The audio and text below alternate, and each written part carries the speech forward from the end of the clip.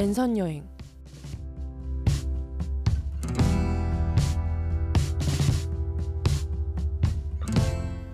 코로나로 인해 가고 싶은 곳, 먹고 싶은 곳, 마음껏 가지 못하는 요즘.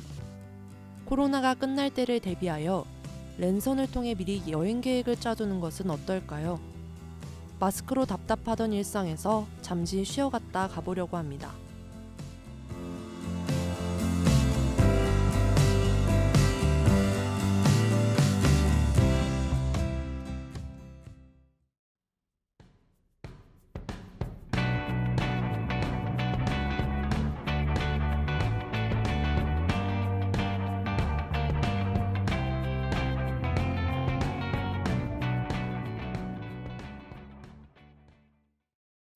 오늘의 랜선 여행지는 러시아입니다. 러시아는 전 세계에서 가장 큰 나라인데요. 여행을 추천하는 기간은 5월에서 9월로 비교적 일교차가 큰 나라이긴 하지만 가장 좋은 날씨라고 할 수 있습니다. 보통 러시아 여행을 간다면 모스크바나 블라디보스톡을 갈 텐데 잠깐 블라디보스톡에 대해 간단하게 소개해 보려고 합니다. 블라디보스톡은 러시아 연해주에 위치한 항만 도시로 러시아의 가장 오른쪽에 자리하고 있어 우리나라와 가장 가까운 도시라고 할 수 있습니다. 시베리아 횡단열차의 시작과 끝이라고 볼 수 있어 대부분의 관광지들이 밀집되어 있는 도보로 여행하기 좋은 지역입니다.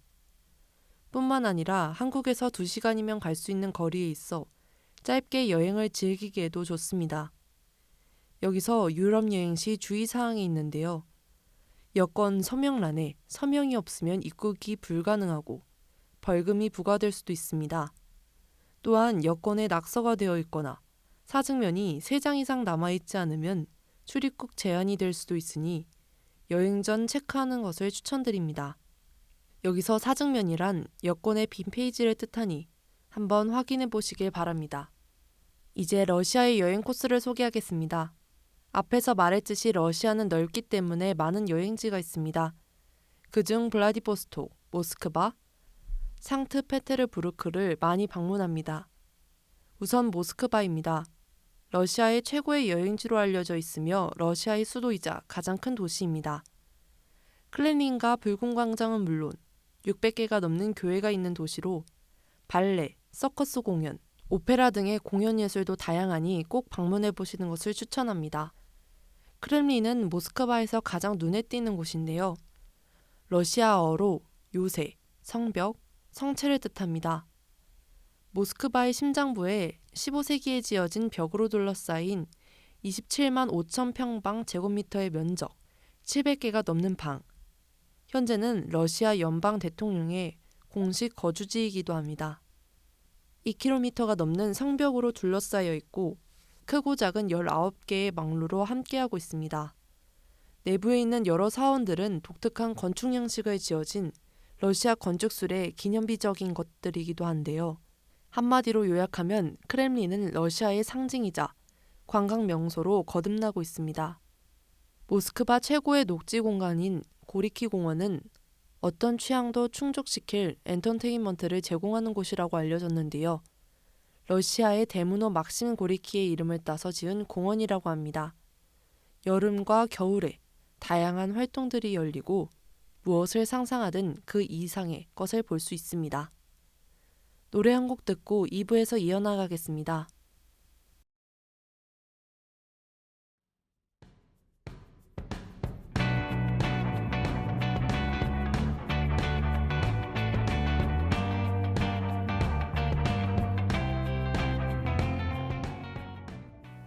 일부에서는 이번 랜선 여행지의 문화, 정보, 작은 팁들을 알아봤습니다.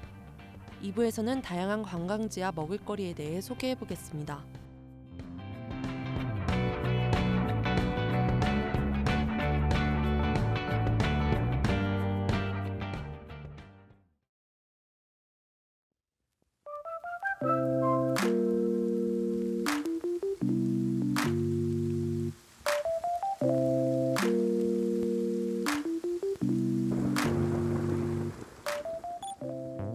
부에서는 1부에서 소개했던 몰디브의 다양한 관광지와 먹거리에 대해 소개하겠습니다.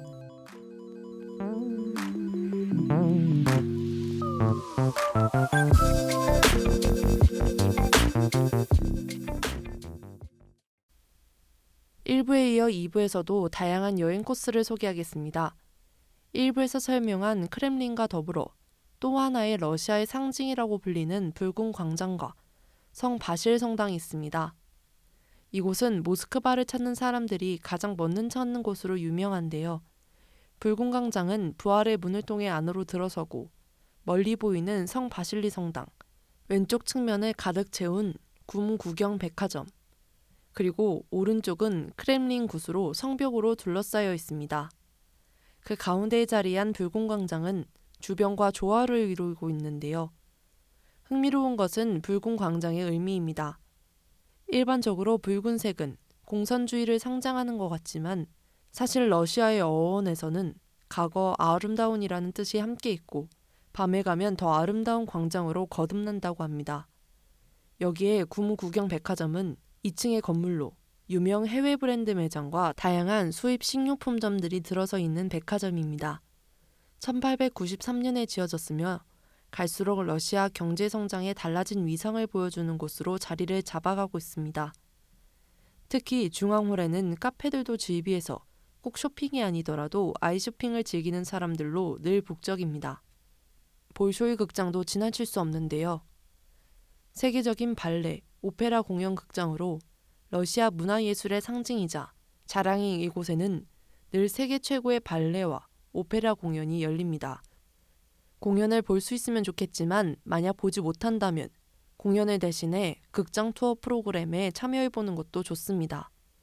이곳은 황태자의 개인 극장으로 사용되다가 1776년에 에카데리나 2세의 정식 공연장으로 사용되게 되었는데요. 누구라도 한 번쯤 들어볼 단어인 본쇼이는 이곳에서 오페라 발레 공연을 보는 것이 평생 소원인 사람들도 적지 않습니다. 모스크바 국립대학교도 한 번쯤 방문하기 좋은 건축물입니다. 이곳은 러시아의 대표적인 대학이기도 하지만 구소련 시기의 대표적인 건축 양식을 가진 건물이기도 합니다. 238m의 높이의 고층 빌딩으로 1953년에 학생들에게 개방되었는데요. 아름다운 건물과 인근에 산책하기 좋은 공원, 다양한 볼거리가 있어 대학을 가려는 학생뿐만 아니라 관광객들에게도 인기가 많은 장소입니다. 마지막으로 모스크바 지하철을 소개하겠습니다. 갑자기 웬 지하철인가 하는 분들도 있겠지만 모스크바 지하철은 모스크바 시민들과 관광객들이 사용하는 대표적인 교통수단으로 편리하게 이용할 수 있습니다. 차이점이라고 하면 모스크바의 지하철의 역 자체가 하나의 예술작품이 가득한 박물관 같은 곳이라고 합니다. 최첨단 시설과 역마다의 이야기들을 담고 있어 보는 이들의 눈을 즐겁게 해줍니다.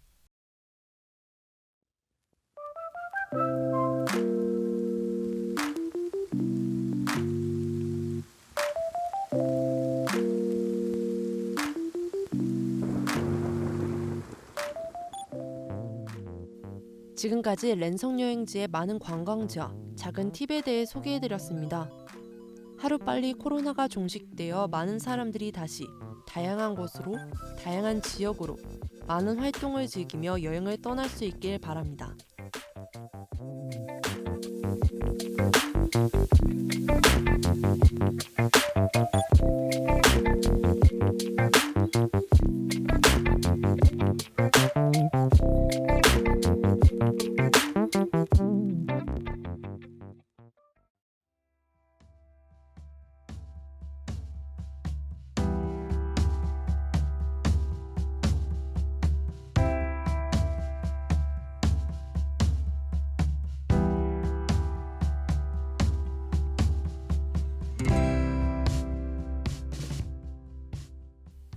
지금까지 들으신 랜선 여행, 제작 및 진행의 안다연, 기술의 고유진이었습니다. 감사합니다.